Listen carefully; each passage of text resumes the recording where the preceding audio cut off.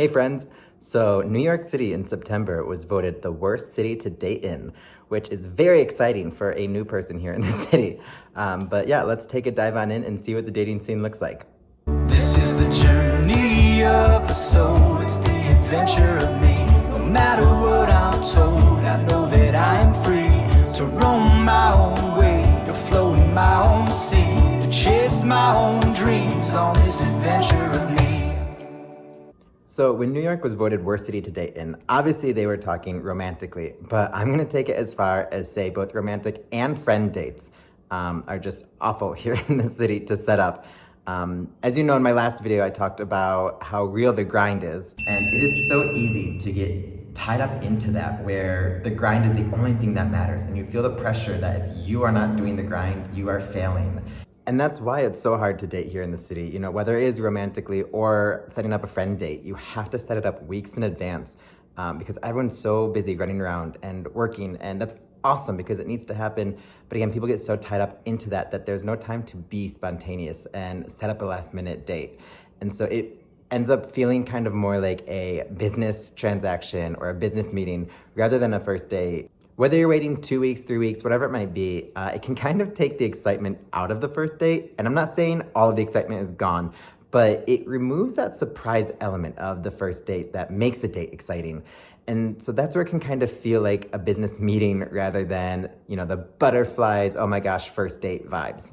I've had dating apps in the past and deleted them, but being new to the city, I re-downloaded them, and it's been kind of fun to reset up the profile and see the different areas of where everyone is, because while you're swiping through, whether it's on Hinge or Tinder or whatever it may be, you know, you can see where people are from, and there are still a lot of places, you know, boroughs, neighborhoods that I don't know of, and so I find myself looking them up on Google Maps and seeing where it is, which is helpful to me to learn the area. So it's kind of been a fun way to learn more about the city that I'm new to.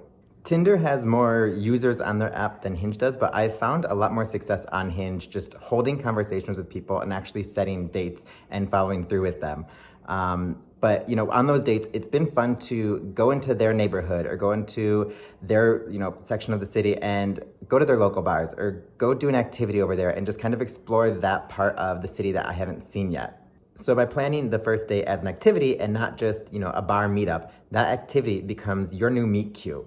Now, I've been on a few dates since I moved here, and some were okay, some went well, but getting back to the point of why New York City is the worst city to date in, I truly think it gets back to what I was saying earlier about you know, the grind being so real here, and that people get so caught up in their own lives and in that grind that they don't have time for dating, and they don't know how to date. They kind of forget how to date.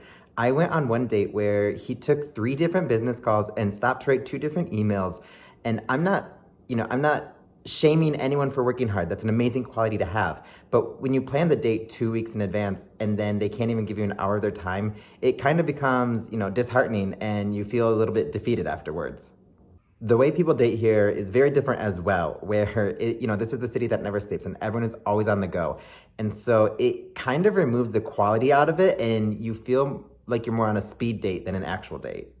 All of that being said, I can see why New York was voted the worst city to date in back in September, but you know, I'm not giving up hope yet, and I'm not trying to dishearten anyone who's, you know, looking to move here and has super high expectations. But these are just a few things that I've learned along the way, you know, on the few dates that I've been on, and things that I've realized in person rather than just what I've heard from friend to friend.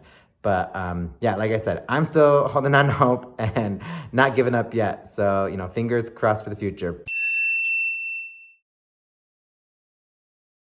But that's all I have for you guys this week. If anyone has any questions or comments, please let me know and I'll try to answer them best I can. But I am starving, so I'm gonna go make dinner, and I will see you guys next week. Bye. This is the journey of the soul, it's the adventure of me.